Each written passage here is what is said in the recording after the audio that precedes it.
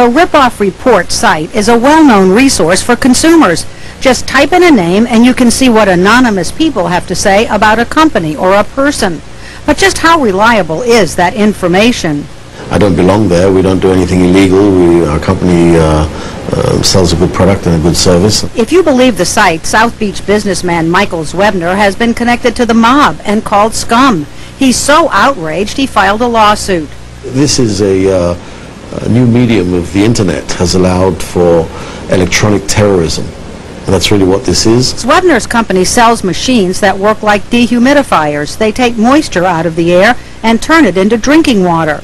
He says after inaccurate information about him appeared on Ripoff Report, the website would not remove it or allow him to respond. He says the site's creator offered to send a reporter to write a positive story about him, but Zwebner would have to pay. That'll cost you $1,500 plus his expenses and his I'm not paying for any reporter and any expenses. Zwebner's attorney, Robert Cooper, says the website posts consumer complaints for free, but it doesn't work the same way for businesses. The companies have to pay to respond. Hey, Michelle. Hi. Steve Miller says he was also targeted by Ripoff Report. Miller runs a debt consolidation company in Deerfield Beach. He believes Ripoff Report has knowingly posted bogus complaints about his company.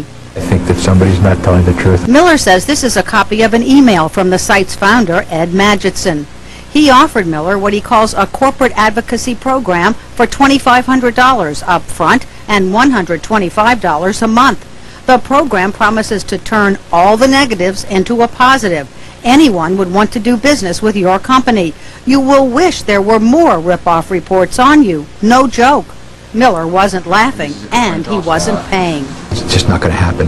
And Miller kicked things up a notch. He's offering a $20,000 reward on the internet to anyone who can tell him where to find Ed Magidson, the man behind Ripoff Report.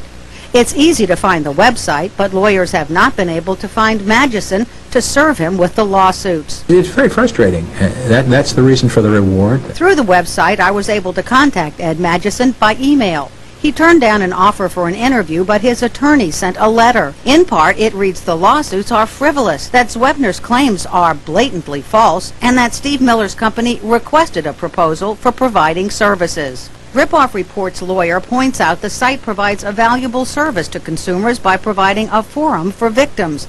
The letter adds the Ripoff Report has never removed a story in exchange for money and has never offered to do so.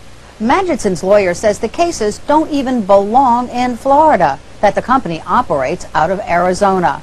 But there is a much bigger issue here: freedom of speech. Website providers like Ripoff Report are protected from what people post on their sites and are not responsible for the content. Look for lawyers in these cases to argue businesses need more protection. The government has to start drawing a line there. In the meantime, cyberspace remains a wealth of information and misinformation, and sometimes it is very difficult to tell the difference. Carmel Cafaro,